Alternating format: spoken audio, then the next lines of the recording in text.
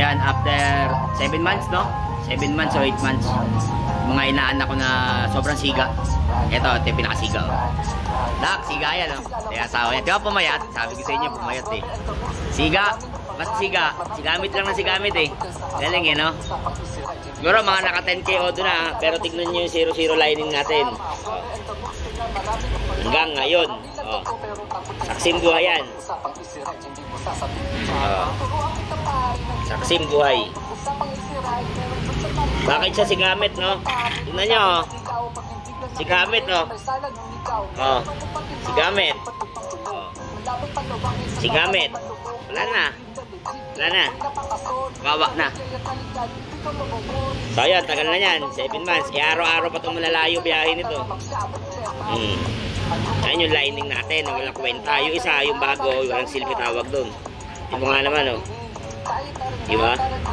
Wala ang kwenta talaga. Mamaya, tignan natin. Linisin muna natin to. Yung motor ni Siga.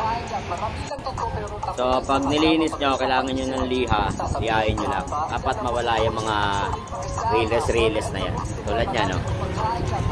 Diba? Brand nyo na naman, no? Kapal. Yung pa rin. Walang pinagbawal. Pinagbawas. Wawa.